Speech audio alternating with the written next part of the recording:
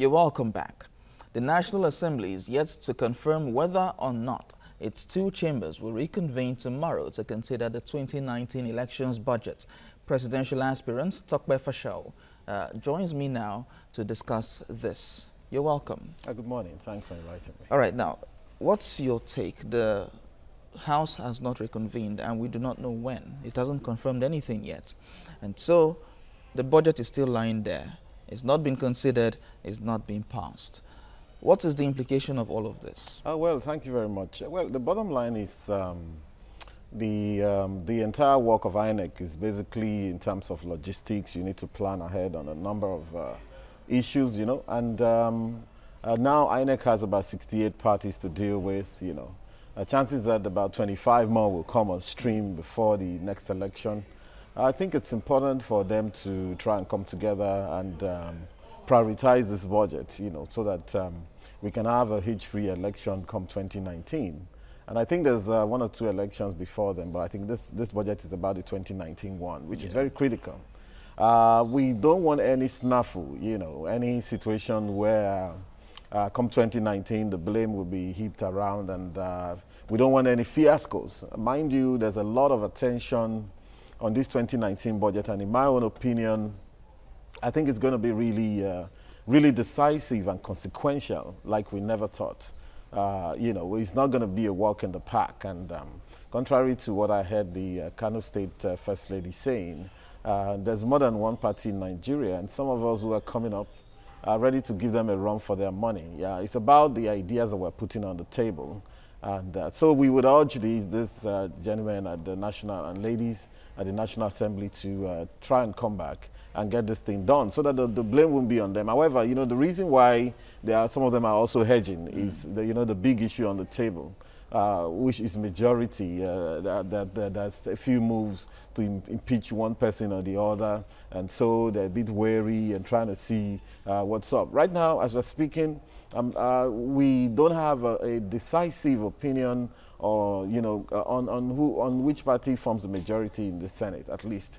And even in there's a lot of fluidity going on, even in the House of Representatives, you know. But I think we can't go on for forever.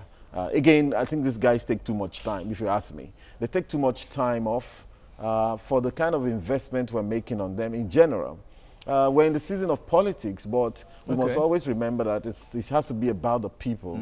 The people of this country, too many of them are poor, too many of them are disconnected from the national economy and what have you. So I think the focus should be on the people beyond all this politicking that's going on right now. Okay, so if the focus is on the people and all the problems we're seeing in the Senate, this budget ought to have been passed by now, because this is like, we've had a history of the Senate, the House, not passing the INEC budgets on time. And this budget was transmitted to the House in July, and we are in August now. So, what is the implication for INEC if this is not passed on time? Again, I mean, at some point in time, INEC will have to throw up his hand.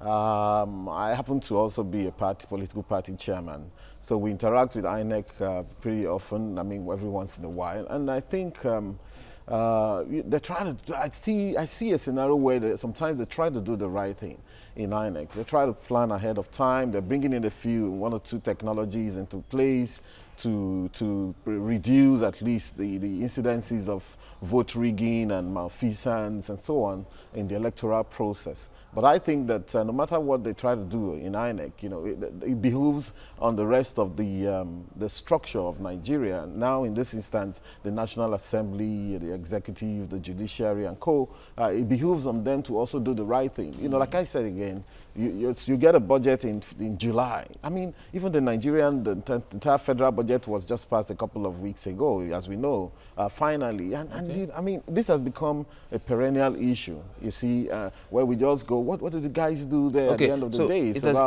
a perennial issue that you've mentioned now. So what can the coalition of political parties do to aid INEC in ensuring this the 2019 general election budget is passed quickly? Well, you know, we mentioned a coalition. There are several coalitions now. I wouldn't know which one you mean, but I think every political party, not only political party, every aspirant like me, everybody in politics, and as I've said, I saw in your news earlier on, people are saying the youth should get involved. Things like, you may even find out that it's groups like CSOs that are going to have more influence, you know, in ensuring that this get done beyond the coalition, because of course in some of the coalition there are different issues and so on. But every political party should be able to stand up. Some political parties were there to see the Senate president last week. This is also the kind of thing they should also busy themselves with to ensure that in 2019 we all have a level playing field.